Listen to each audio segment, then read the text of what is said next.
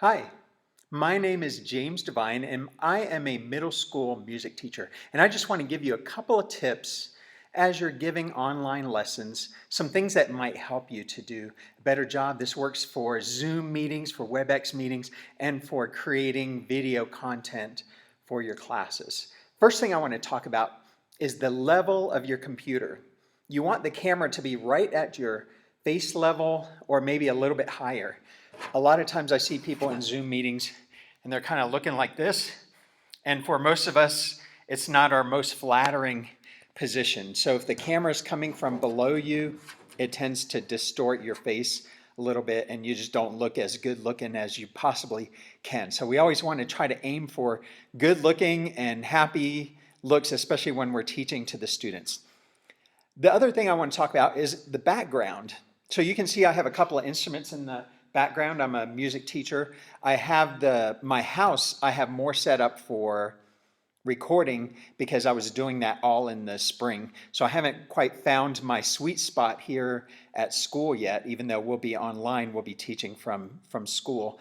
So get the background looking somewhat interesting. Sometimes a bookshelf can look good, a piano, something beside your pile of laundry that needs to be put away. So just think about what the background is, and you can shift it around and see what it looks like while you're in the frame, and that can sometimes give you some help in figuring out what might look good. An important part of what you do on video is the lighting.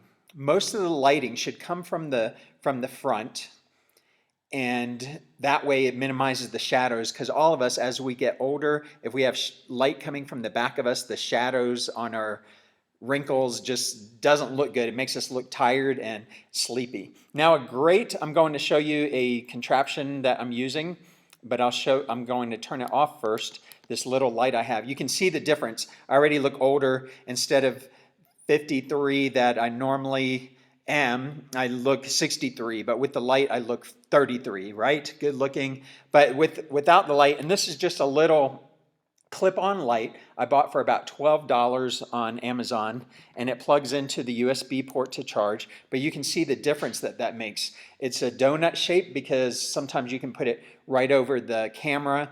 I have it next to the camera this time because of something else that I'm going to give you a tip about in a minute. You want it to spend 80% of your time looking at the camera, because this makes it more personal. So think about, like, the camera is the student and you're talking to the student. You're going to usually make eye contact. And you think, well, how can I do that? I need notes. I'm not going to remember everything that I'm going to do. Well, I'm going to show you a way to cheat.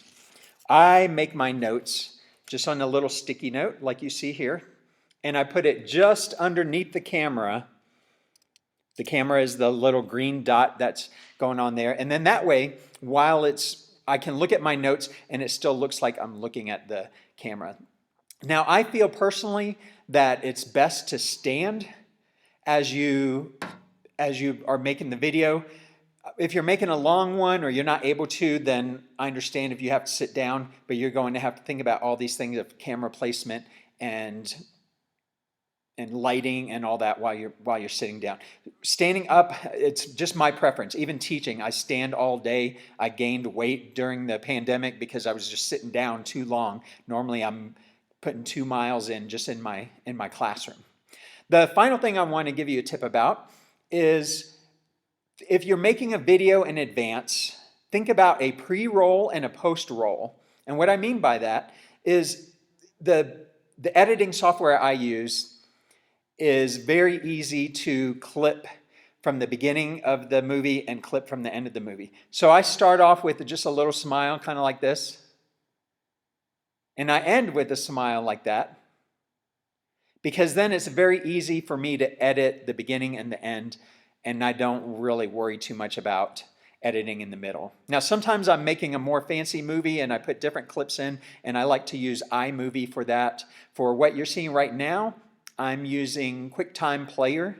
That's my preference. One of the teachers in our school just gave a instructional session on Screencastify, and that looks like it's a really good tool too, but I prefer the QuickTime Player. I hope these tips have been helpful to you, and I hope you have a wonderful time teaching your students online the best that you can.